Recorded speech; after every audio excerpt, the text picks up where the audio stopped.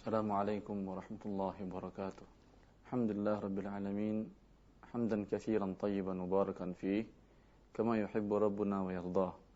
Wa nusalli wa nusallim wa nubarik ala nabiyyina Muhammad ibn Abdullah wa ala alihi wa sahbihi wa man ihtada bi hudah wa ba'du. Insyaallah kita lanjutkan pembahasan tentang berju'alah. Berju'alah itu definisinya adalah sama dengan ijarah. Hanya saja perbedaannya bahwasanya ijarah jelas pekerjaan objeknya dan jelas iwatnya atau upahnya. Tetapi ju'alah tidak. Ju'alah upahnya jelas, pekerjaannya tidak jelas. Nanti kita akan jelaskan insyaallah. Fadhal Ihsan baca. Bismillah, qala al-muallifu rahimahullahu taala, faslun wal ju'alah jaizatun وهو أن يشترط في رد ضالته عوضا معلوما. Jualah itu diperbolehkan, misalnya seseorang mensyaratkan pemberian hadiah tertentu jika ada orang yang bisa mengembalikan untanya yang hilang. فإذا ردها استحق ذلك العوض المشروط. Dan jika seseorang mengembalikannya maka dia berhak mendapatkan hadiah yang disyaratkan tersebut. Ya. Ini perbedaan antara ju'alah dengan ijarah. Di mana dalam ju'alah iwatnya maklum, upahnya maklum, upahnya umpamanya 1 juta, 2 juta, 3 juta, 5 juta dan seterusnya. Tetapi pekerjaannya, jasanya ghairu maklum, tidak bisa diketahui. Seperti dia mengatakan, siapa yang bisa mengembalikan mobil saya yang hilang, saya beri dia upah 5 juta. Ini pekerjaannya tidak jelas. Dia 10 hari mencari gak ketemu-temu, gak dapat apa-apa juga. Yang satu baru keluar dari rumah, kemudian melihat mobilnya dan diberitahu dapat 5 juta. Berarti pekerjaannya di sini tidak jelas waktunya, berbeda dengan ijarah. Ijarah jelas pekerjaannya dengan waktu atau dengan pekerjaan yang jelas tadi. Ya. Bisa disamakan dengan hal ini beberapa kasus yang ada di umpamanya membuat logo sebuah perusahaan itu dengan cara akad ju'alah. Silahkan Anda ajukan 10 bentuk ya, atau disayembarakan, nanti akan dipilih salah satunya. Padahal mereka sudah bekerja, semuanya sudah bekerja mengeluarkan kemampuan keahlian untuk membuat logo tadi. Tapi ini enggak diterima, ini enggak diterima, ini tidak diterima. Tidak jelas. Tapi kalau jelas, tolong buat logo seperti ini, seperti ini, seperti ini, seperti ini, seperti ini jelas. Ini nama akadnya ijarah. Kalau buat logo mana, tolong buat logo perusahaan saya, dengan saya cara saya sembarakan, siapa yang paling bagus, itu yang saya pilih. Ini akadnya ju'alah. Angkanya jelas, yaitu biaya upahnya bisa dikatakan 100 juta, tapi tidak jelas jenis pekerjaannya. Ya, yaitu mengandung unsur gharar. Yang kalau dalam akad ijarah ini merupakan ijarah yang batil. Ijarah yang batil. Tapi akadnya bukan ijarah, akadnya namanya ju'alah, maka hukum asalnya adalah mubah. Asal dalil dalam hal ini adalah hadis Abu Sa'id Al-Khudri diriwayatkan oleh Bukhari dan Muslim. Ya, bahwasanya sekelompok sahabat Rasulullah sallallahu alaihi wasallam mereka berada di sebuah kaum dan minta dijamu. Dan biasa ada hak bagi orang yang musafir untuk dijamu oleh orang yang sedang berada di negeri tersebut, dinamakan ini Ibnu Sabil. Tapi mereka tidak menjamunya. Lalu ternyata kepala suku mereka sakit. Lalu mereka mengatakan sepertinya orang-orang itu bisa baca ruqyah atau mantra. Lalu salah seorang sahabat Rasulullah SAW ya meruqyahnya. Dan ruqyahnya cuma dengan Al-Fatihah. Kemudian di awal sebelum mukrah dia mengatakan, saya mau memantrai dia, tapi beri kami satu qati'. Sembuh nanti beri satu qati'. Satu qati' itu satu gerombolan kambing. Bukan 1-2 ekor, tapi bisa 10, bisa 15 ekor kambing. Lalu mereka siap. Dan ternyata cuma dengan membaca Al-Fatihah dia sembuh kepala sukunya dan mereka mendapatkan qati' minal ghanam, mendapatkan satu gerombolan kambing, kemudian mereka makan dan sebagiannya mereka bawa ke Madinah dan menanyakan kepada Rasulullah SAW. Kata Rasulullah, "Ma yudrika annaha ruqyah?" Dari mana engkau tahu bahwa Al-Fatihah itu adalah ruqyah? Ya. Dan Rasulullah mengatakan masih ada kambingnya, Rasulullah ingin ikut memakannya. Dia menunjukkan hukumnya adalah boleh, dan ini namanya hukumnya ju'alah, bukan ijarah. Ya, karena permasalahan ijarah tidak boleh dalam ketaatan. Membacakan ruqyah, baca Fatihah tidak boleh. Ya, tetapi dengan akadnya adalah ju'alah. Ya. Yaitu mungkin sembuh, mungkin tidak. Kalau tidak, dia tidak mendapatkan apapun juga. Padahal dia sudah membacakan. Kalau ijarah harus, tapi ijarah dalam membacakan Al-Quran tidak boleh. Ini dibolehkan adalah akad ju'alah. Inilah perbedaan antara akad ju'alah dengan ijarah. Ya, maka dengan demikian saya menghimbau dari majelis ini kepada kaum muslimin diberikan oleh Allah Subhanahu wa taala kemampuan untuk meruqyah. Allah terima bacaannya, untuk tidak membuat akad ijarah dalam ruqyah mereka. Buatlah akad ju'alah. Ya, seperti yang dilakukan oleh Abu Sa'id Al-Khudri, yang ini dalil dari akad ju'alah yang tidak jelas. Bisa jadi baru jawab Fatihah sembuh dia, bisa jadi nanti sudah baca satu Quran penuh enggak sembuh-sembuh. Ya. Maka ini akad yang telah ju'alah yang dibolehkan dan bukan akad ijarah. Wabillahi taufik. Fadhil Syekh Hasan. Jazakumullah khair atas penjelasan dari bab ju'alah. Demikian pendengar dan pemirsa Roja TV, untuk memperdalam pemahaman, dan bagi Anda yang ingin bertanya silakan kami buka di layanan telepon ataupun pesan singkat di 0218236543, dan pertanyaan pesan singkat Anda bisa menghubungi kami di 0819896543 dalam pembahasan kitab Al-Ghayah wa Takrib dalam bab ju'alah. Kita terima dari penelpon pertama, silakan. Halo. Iya, silakan, sudah masuk. Baik, tampaknya terputus. Kami berikan kesempatan yang pertama, silakan di 0218236543 untuk layanan interaktif kami. Dan bagi antum yang baru bergabung dalam pembahasan fikih muamalat dalam pembahasan kitab Al-Ghayah wa Takrib. Waalaikumsalam warahmatullahi. Dengan siapa di mana? Dengan hamba Allah di Jakarta. Silakan, Ummu. Di luar tema. Halo? Ya, silakan. Di luar tema, saya mau menanyakan soal waris. Ayah kami meninggal dengan meninggalkan 3 orang putri. Ya. Ibu saya waktu menikah membawa 2 orang putri juga. Ibu menikah 2 putri, maksudnya gimana? Ya? Yang meninggal bapak. Ya, yang meninggal bapak saya. Kemudian ibu masih lagi. ada. Ibu nikah lagi? Tidak.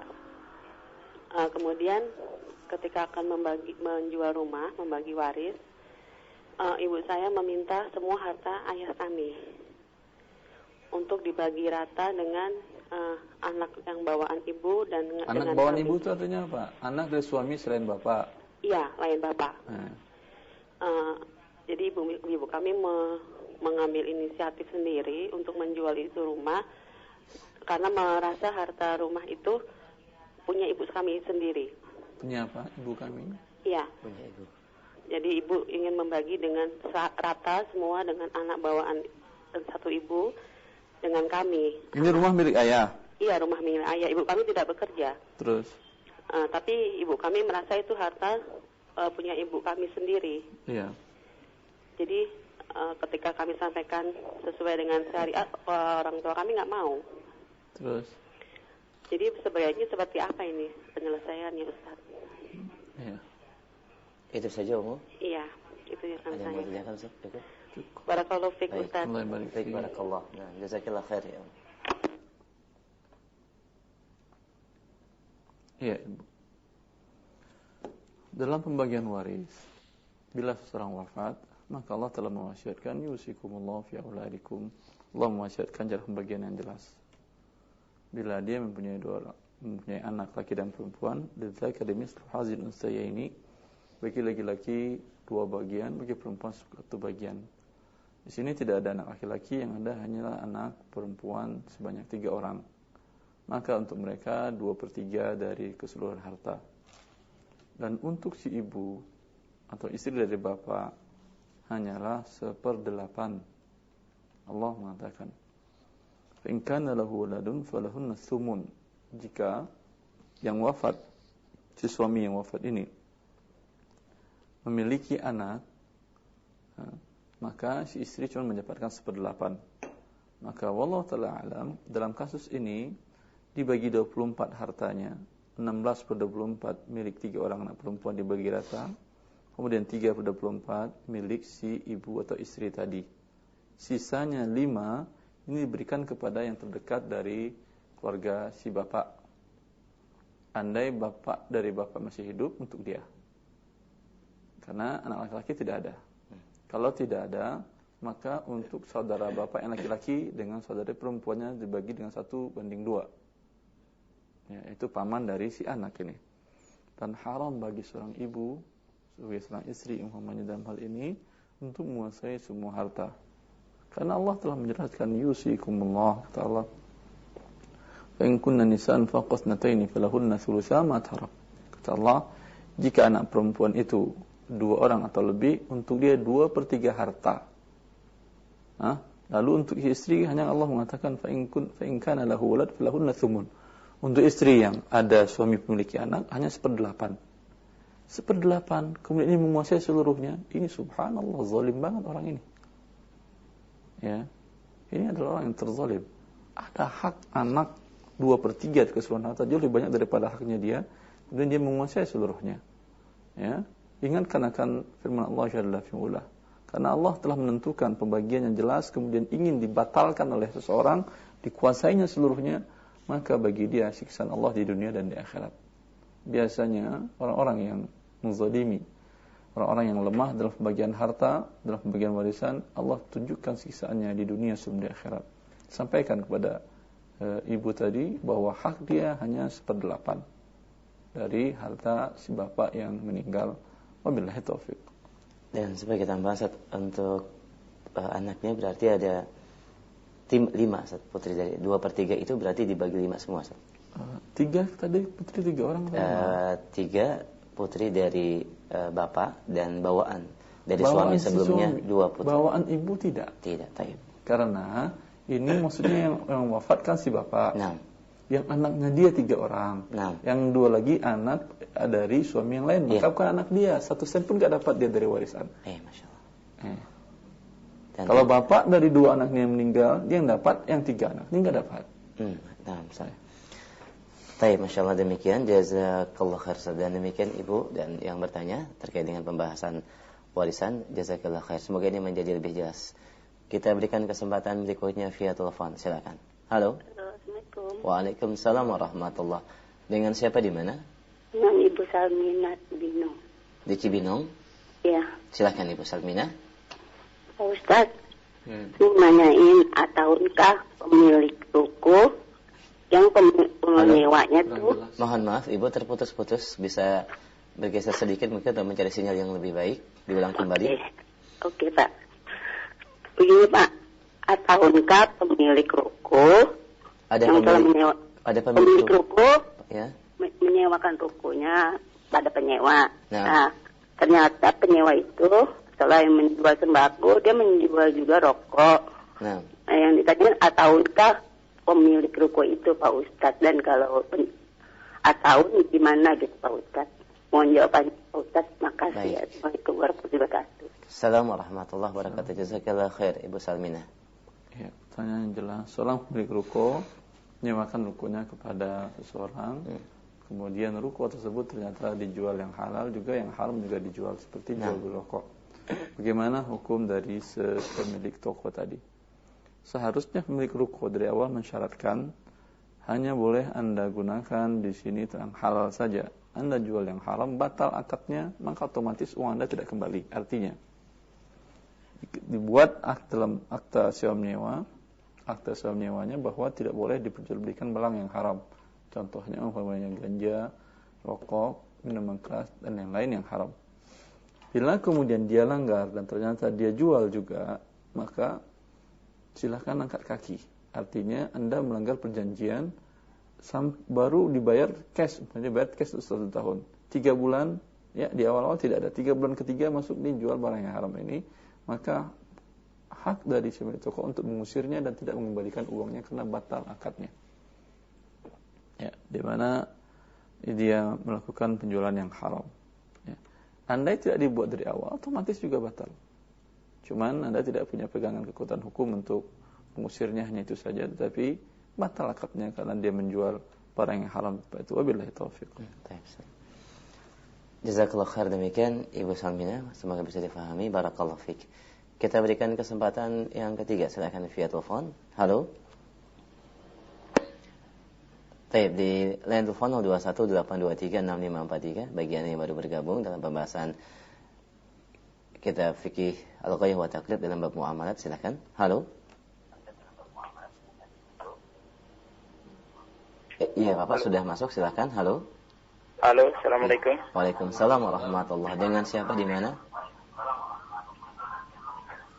Halo, Assalamualaikum. Waalaikumsalam. Silakan, Pak. Dengan siapa di mana?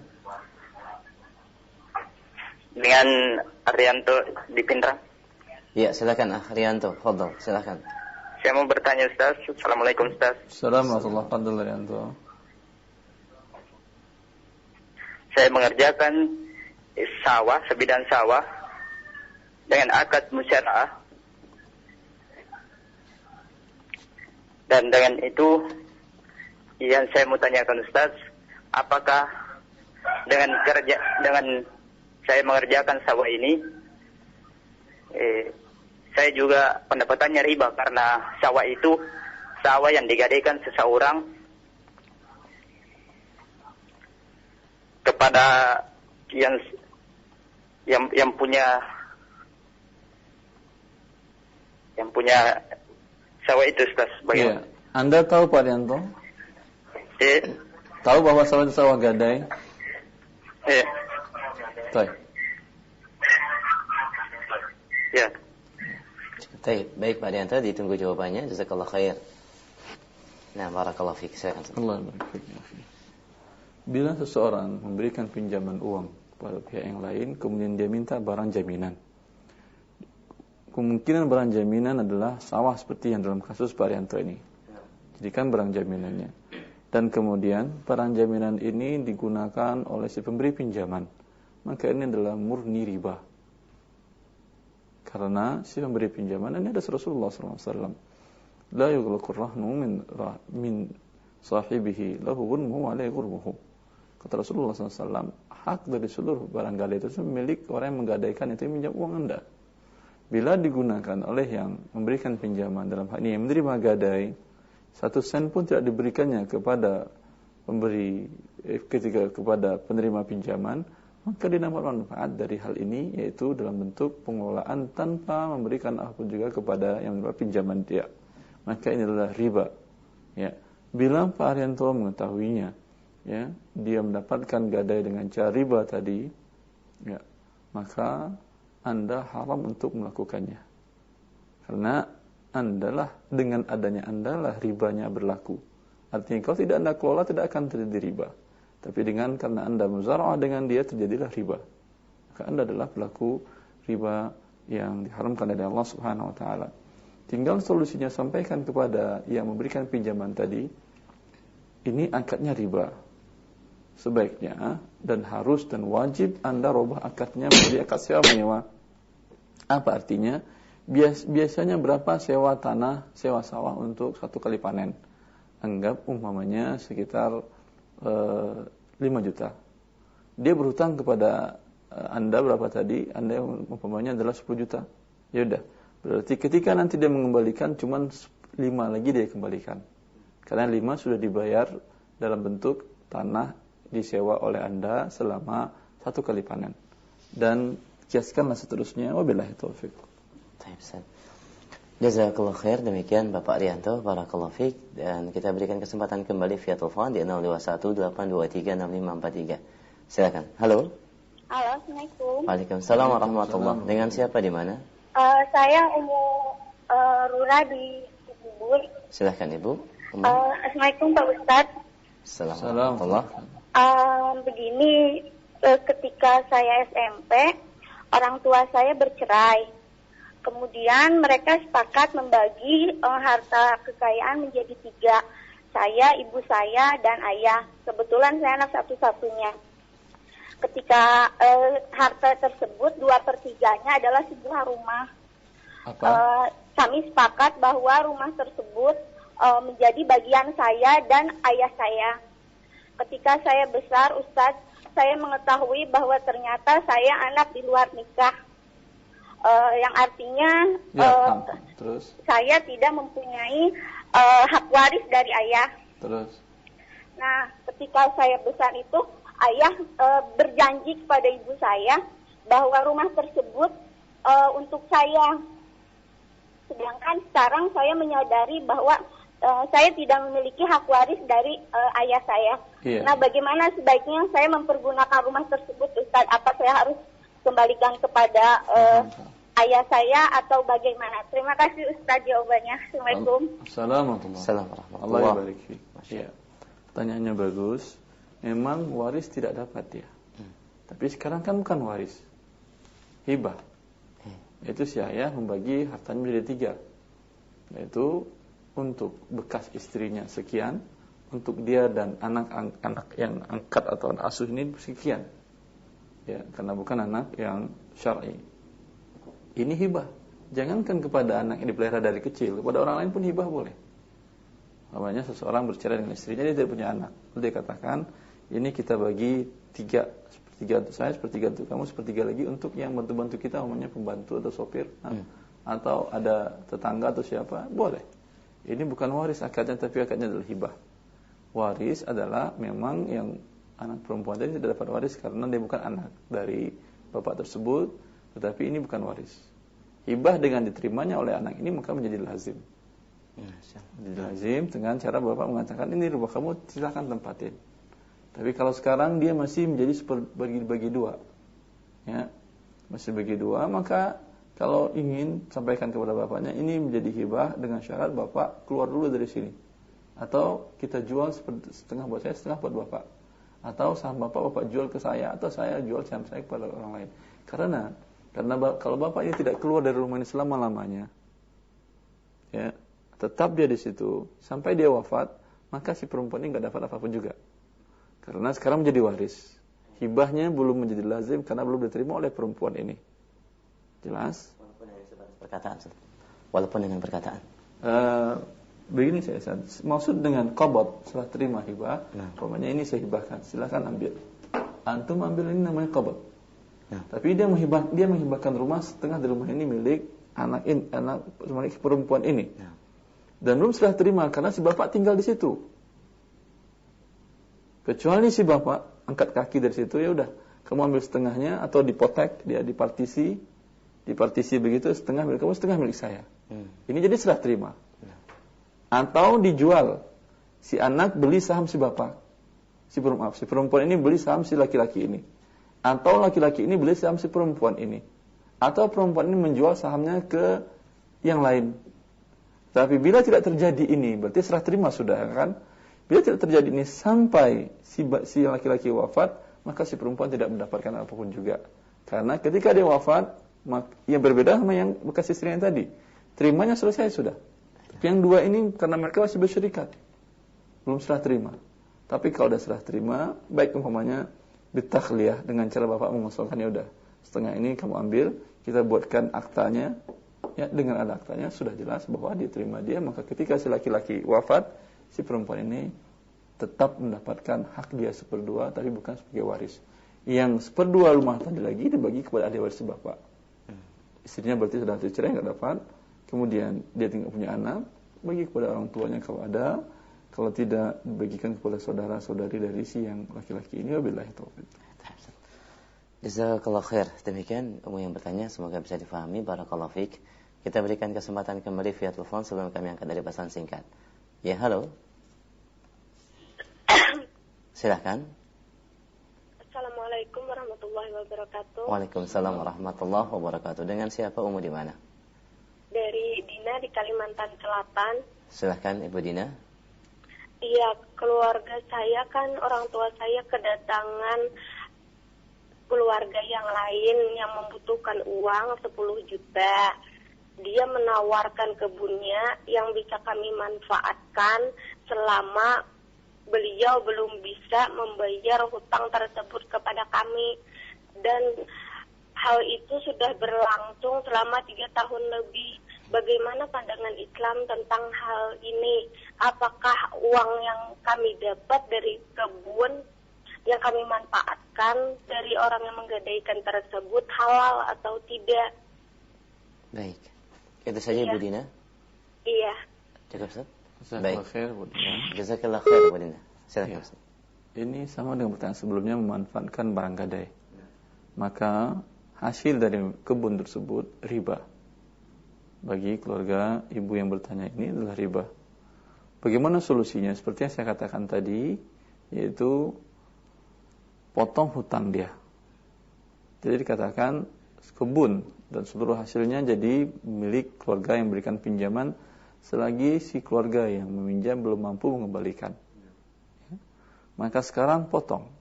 Andai hutang dari keluarga tersebut umpamanya 20 juta. Kemudian berapa hasil dari sewa kebun dari kebun ini? Kalau kebunnya sudah menghasilkan, ya berapa hasilnya? Per bulan umpamanya 1 juta. Ya. Selama 10 bulan sudah terbayar 10 juta. Selama 10 bulan lagi 20 bulan selesai sudah hutangnya. Maka perkirakan Ibu Dina, kalau sudah selesai hutangnya selama 20 bulan tadi umpamanya 1 juta dapat dihitung sampai 20 juta, maka katakan ini adalah kebun kalian dan hutang kalian lunas. Ya. Karena sudah kalian bayar dengan hasil kebun yang selama ini kami ambil. Wabillahi taufiq. Kalau tidak menjadi riba dia. Jazakallah khair. Demikian Ibu Dina, barakallahu fiik, dan semoga mendapatkan pencerahan, barakallahu fiik. Kita angkat kembali pertanyaan dari pesan singkat, Ustaz. Assalamualaikum warahmatullahi wabarakatuh, barakallahu fiik. Saya pernah mendengar taib hadis yang di mana Allah mengutuk pemakan riba, pemberi riba, saksi dan penulisnya.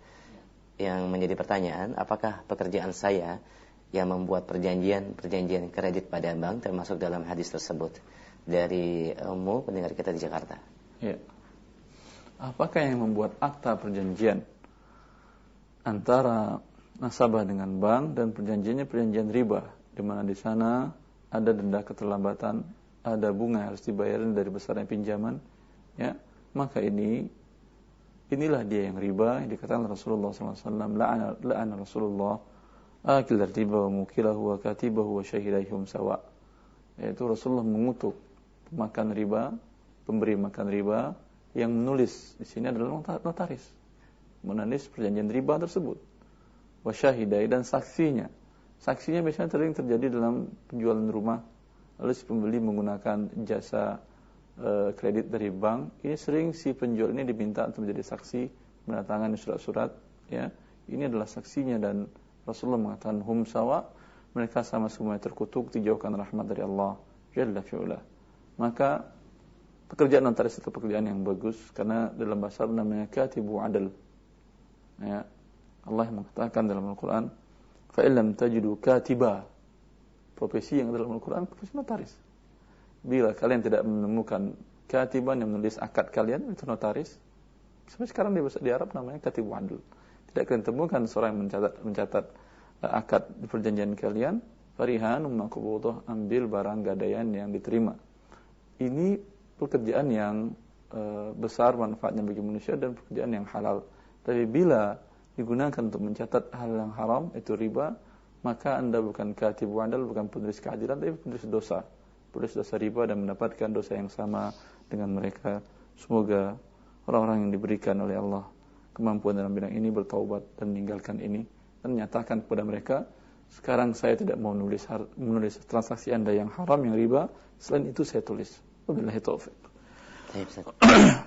Jazakallah khair atas penjelasan dan jawabannya, barakallahu fiik. Kita angkat kembali pertanyaan dari pesan singkat.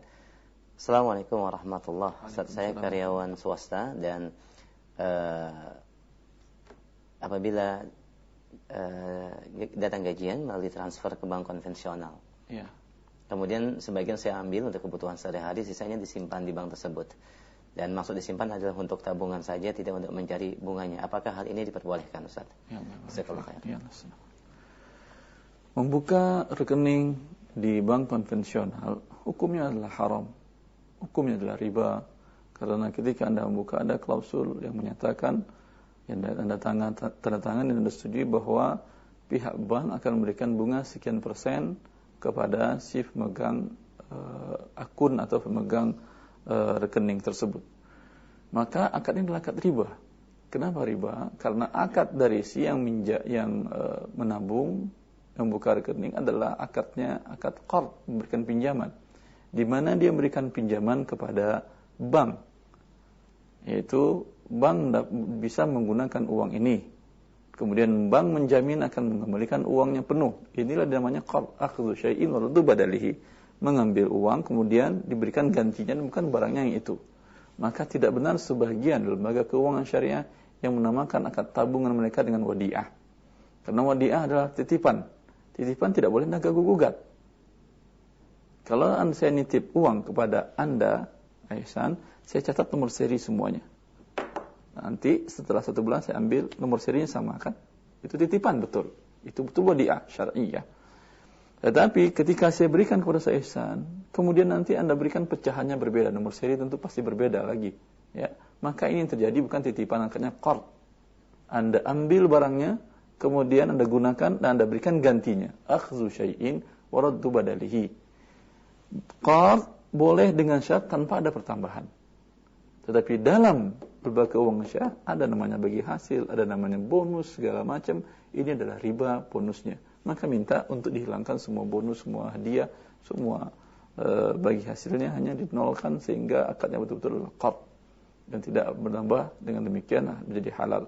Di bank konven itu yang terjadi juga. Dan ini hasil kesepakatan ulama internasional bahwa membuka rekening di bank akadnya adalah qard, yaitu berikan pinjaman, karena bank pasti menggunakan uang Anda. Tidak disimpannya rapi-rapi kemudian dikembalikan uang Anda sesuai dengan nama Anda sudah ditera di amplop umpamanya, tidak, pasti tidak. Akan digunakan dia. Semua orang tahu ini. Maka akadnya adalah qard. Sampai pun di Qanun Al-Madani, di undang-undang sivil di Mesir, mereka mengatakan bahwasanya akad tabungan, akad ida itu di lembaga-lembaga keuangan itu ada akadnya qard. Semua orang tahu akadnya qard, pinjaman akadnya. Dan orang kafir pun tahu akadnya qard, sehingga mereka namakan kredit. Tidak mungkin namanya ini wadiah, karena dipakai oleh dia. Sampai di sini tidak bermasalah akadnya bila tidak ada pertambahan. Tapi bila ada pertambahan dengan perjanjian di sana akan diberikan bunga kepada nasabah pemegang rekening, maka di sinilah hukumnya riba. Walaupun tidak dapat dikatakan bunganya saya enggak ambil, walaupun kita Anda ambil bunganya, tapi akad Anda ini adalah akad riba. Sudah berdosa Anda kepada Allah. Ketika Anda menyetujui akad ini, pasti Anda tanda tanganin. Apa yang Anda tanda tanganin? Setuju Anda akan riba, Allah mengharamkannya padahal. Ya. Maka ketika buka rekening, minta kepada mereka, saya enggak mau riba ini. Tolong klausul ini coret. Bisa gitu Ustaz? Kenapa tidak bisa ya akhi? Mereka kan bisnis mau cari untung. Biasa tawar-menawar. Kalau enggak bisa, maka akan banyak orang minta demikian dengan tidak bisa, akan tutup banknya. Bila muslim memiliki kesadaran. Tapi yang masalahnya, muslim yang ini bisa mau aja, muslim ini mau saja, sehingga dia tetap, orang namanya jualan, ya, jangankan di negara Anda yang negara muslim, di negara kufar seperti di London umpamanya, di sana ada bank, 3 bank yang murni syariah. Tujuannya apa? Bisnis. Lihat di Perancis. Di Perancis mereka mempunyai sekolah tinggi ekonomi Islam. Pada tahun itu 2008 mereka buka sudah. Kenapa? Karena besar keuntungannya bagi mereka, banyaknya orang datang belajar ke sana. Padahal mereka mengharamkan orang berkerudung di situ. Permasalahannya bukan permasalahan negara, permasalahan dunia materi. Ya. Maka kita sebagai muslim yang tahu kita bahwa mereka adalah Tuhan yang materi, kita sampaikan demikian bahwa saya ingin seperti ini, kalau tidak Anda tidak dapat keuntungan atau materi. Maka minta hal ini dihapuskan. Ada beberapa bank yang mau menghapuskan ini walaupun bank konven. Dengan demikian, akad dia dengan Anda dengan dia adalah meminjamkan tanpa ada pertambahan, jadi tidak ada riba. Ketika itu boleh Anda terima gaji di sana. kemudian boleh Anda biarkan di sana. Ya. Tetapi kalau dia mengatakan bank tidak bisa untuk menghapuskan klausul ini, ya. Wallahu ta'ala minta kepada dia, saya memberikan kepada Anda jasa yang halal. Kenapa Anda paksa saya untuk melakukan jasa yang haram ini? Saya mau terima cash saja. Selesai sudah. Nah, Allah barik fiik. Dan jika bisa tidak karena sudah menjadi ketetapan perusahaan, Ustaz, yang terbaik bagi karyawan mengambil semuanya uang tersebut atau bagaimana? Ambil semua uangnya. Nah. Pertama minta kepada dia, Anda Muslim, yakin saya di perusahaan Anda kebanyakan adalah Muslim. Nah, kita kalau bergabung, minta kepada perusahaan, kami Muslim, gak mau kami buka rekening yang haram. Ya, kalau Anda mau, ya, kami lebih baik buang cash. Hak Anda. Kalau tidak mau, adukan ke HAM. Benar ya, akhi. Hak Anda untuk terima. Siapa yang mewajibkan Anda untuk berlakukan dosa? Allah mengharamkannya. Ya. Dan ini Anda sudah memberikan jasa yang halal dan sudah dimanfaatkan oleh dia. Sekarang tinggal masalah terima gaji Anda, hak Anda ini. Ke pengadilan pun bisa Anda bawa kalau dia tidak mau menyerahkan dengan cara cash. Masya Allah. Anda itu solusi satu-satunya. Tapi cari solusi yang lain. Dengan cek umpamanya bisa. Baik, jazakallah khair atas jawaban dan penjelasannya. Dan ini menjadi jawaban bagi beberapa pertanyaan yang sama. Dan tampaknya ini pertanyaan kami terakhir saat di kesempatan pagi ini. Sebagai khitam silakan Ustaz. Ya. Semoga kita kaum muslimin dan kaum muslimat yang hidup di akhir zaman ini yang banyak godaan-godaan membuat riba, jangan pernah kita berputus asa atau untuk menyerah. Bagaimana saya bisa hidup lagi? Bagaimana begini? Siapa yang bisa begini? Ya, kita budak Allah, bukan budak materi dan bukan budak dari sesuatu yang diharamkan oleh Allah Subhanahu wa taala. Maka bila Allah mengharamkan, berusahalah kita untuk meninggalkannya. Semoga bermanfaat. Assalamualaikum warahmatullahi wabarakatuh.